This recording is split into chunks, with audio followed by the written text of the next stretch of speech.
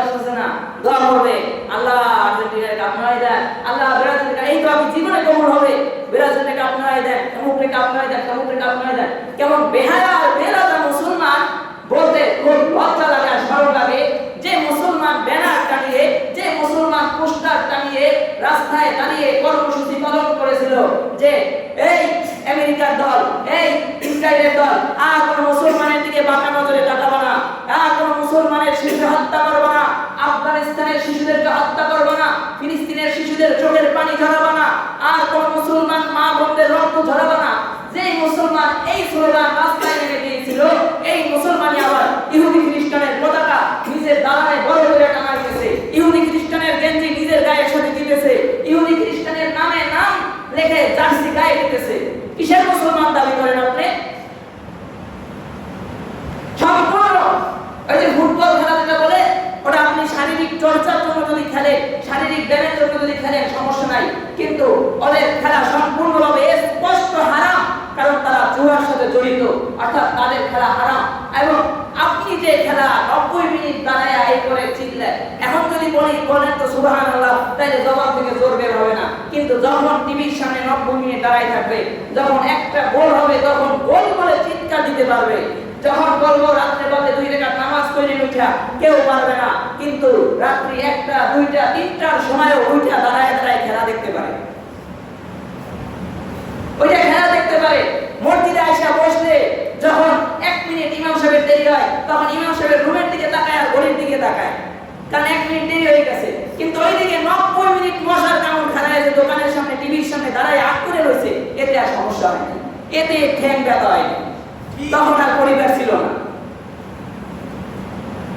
আপনি এই অবৈধ কাজের সাথে সম্পর্ক রাখবেন, আবার আপনি আপনার খাঁটি মুসলমান দাবি করবেন। যে সময় মুসলমানের রক্ত ঝরতেছে, যে সময় ইহুদি খ্রিস্টানের হাতে বহুত মা বোন মুসলিমরা নির্যাতিত হইতেছে, নিপীড়িত হইতেছে, সেই সময় কেন এমন ইহুদি খ্রিস্টানের পতাকা আপনার বিল্ডিং এ, আপনার বাসার সাথে টানান লাগবে? এত কি প্রয়োজন হয়েছে আপনার? মেসি কয়দিন আপনাকে জিজ্ঞাসা করেছিল? নেইমার আপনাকে কয়দিন জিজ্ঞাসা করেছিল বেটা ভাত খাইছস না খাস না? এটা কয়দিন জিজ্ঞাসা করছে?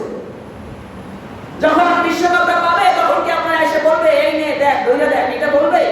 দিবে তো, ভাত দিবে তো দূরের কথা, সেটাও বলবে না, দেখ এই ধইরা দেখ, এটাও বলবে না। আপনি কে? আপনাকে চিনিই না। তাদের সঙ্গে, তাদের জন্য আপনি সময় নষ্ট করতেছেন চায়ের দোকানে দাঁড়ায়া। কেমন বেহায়া বেলাজা মুসলমান এগুলা। আবার এদের গেঞ্জি গায়ে দেয় নাম লেখা, পিছে লেখা থাকে মেসি, পিছে লেখা থাকে নেইমার। সন্তানের কি করো? দোষ তো মা বাবা। মেসি চিনাইছে, নেইমার চিনাইছে, ম্যারাডোনা চিনাইছে, কাকা চিনাইছে, কিন্তু ইমাম সাহেব চিনায় নাই, মুয়াজ্জিন সাহেব চিনায় নাই, মাদ্রাসা চিনায় নাই, মসজিদ চিনায় নাই, নামাজ চিনায় নাই, রোজা চিনায় নাই। দাঁড়ায় হাসরের ময়দানে কবরে যাইয়ে বুঝবেন কি অবস্থা হয় আপনার। এই সমস্ত হারাম থেকে বেঁচে থেকে, হারাম দলের সাপোর্ট থেকে বেঁচে থেকে এরপরে একজন খাঁটি মুসলমান দাবি করা যায়। এই রে মসজিদে নামাজ পড়তে সময় লাগে 10 মিনিট, কোন জায়গায় 15 মিনিট, 20 মিনিট, এই 20 মিনিট সময় আপনার হয় না, অথচ বসে থাকে। এরপরও ঘড়ির দিকটা 1 মিনিট বেশি হয়ে গেল যদি আবার ঘড়ি 2 মিনিট স্লো থাকে, সেটাও বলে 2 মিনিট স্লো ঘড়ি। তখন তার মানে সহ্য হয় না এখানে যা আছে, কিন্তু ওখানে থাকে 90 মিনিট দাঁড়াই থাকে। আবার কোনো সময় যখন গোল হয় না, ডোরো হয়, যেটাকে বলা হয় ডোরো হয়, এরপরে আবার আরো আধা ঘন্টা দেরি হয়, 90 সাথে আরো আধা ঘন্টা যোগ হয়, তখন দাঁড়ায় রয়েছে খুব মজা করে। কি অবস্থা! তাহলে আপনি কিভাবে আশা করেন যে রবের ঘরে আসিয়া 2 মিনিট সময় বেশি হলে তার মাথা নষ্ট হয়ে যায়, আর ইহুদি খ্রিস্টানের খেলা দেখার জন্য যে ঘন্টা সময় নষ্ট করে, এই নিয়ে দোয়া করলে আর দোয়ার ফল সাথে সাথে না আসলে আবার আল্লাহরে গালি দেয়? এই কিসের দোয়া কবুল হবে বলে? আমার কথা হলো ভাই, বিশ্বকাপ আসতেছে, একটু আদা করেন।